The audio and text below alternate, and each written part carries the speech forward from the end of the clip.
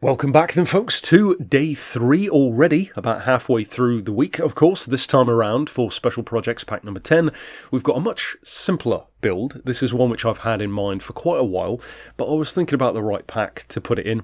The Lexus RCF of course, but this is an evocation or replica of the Track Edition of that car.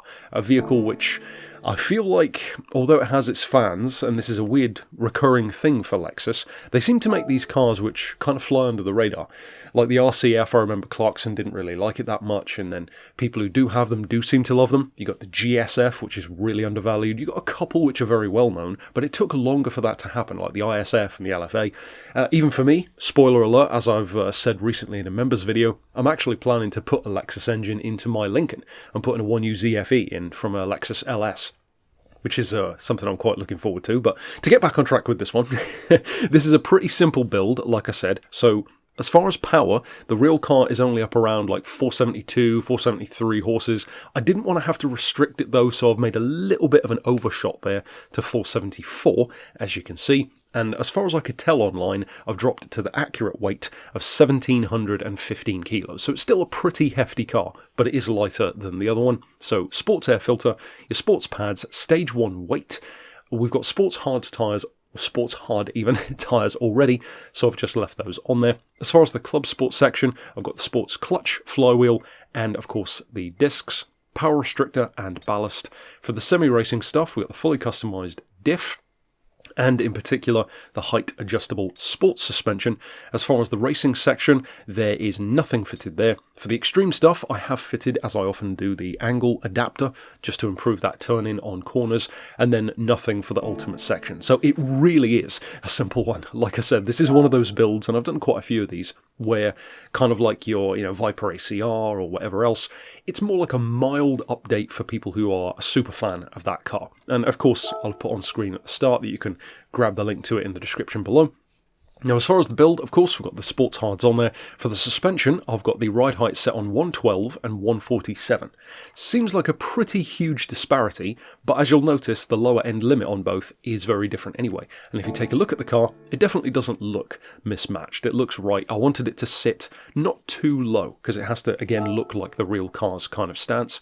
The anti-roll, of course, is not adjustable with the suspension. We've got 35 and 45 for the dampers, 2.10 on the springs, half a degree of camber, and the toe, again, is non-adjustable with this one, but it's towed in by 20. As far as the diff, I've opted for 10, 30, and 20. So if I recall correctly, I think that's pretty much the standard of what the fully customised diff comes with. As far as the ballast, you do want to add, seems like a lot, 176 kilos. But of course the reason for that is when you do the stage 1, it drops a ton of weight out of the car, and then we need to bring it back up to 1,715.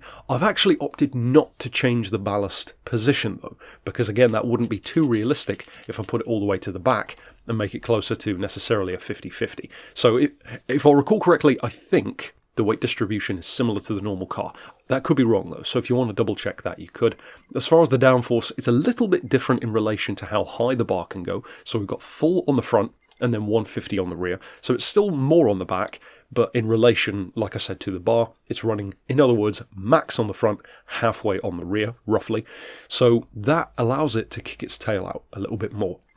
Because even though it's a track edition, you still want to have fun. So you could definitely change the handling characteristics quite a bit by adjusting that ratio of the front to rear downforce. And then over here, of course, we've just got all the bits and bobs that we fitted. All, like 4 or 5 of them that there were. So, like I said, that's it for the build. 575 points is fairly usable as well, potentially. And all that remains is naturally to jump out to the track and show you what it can do in practice. Now, this car is probably the one out of all 10 which I think for some people might be a little bit more underwhelming.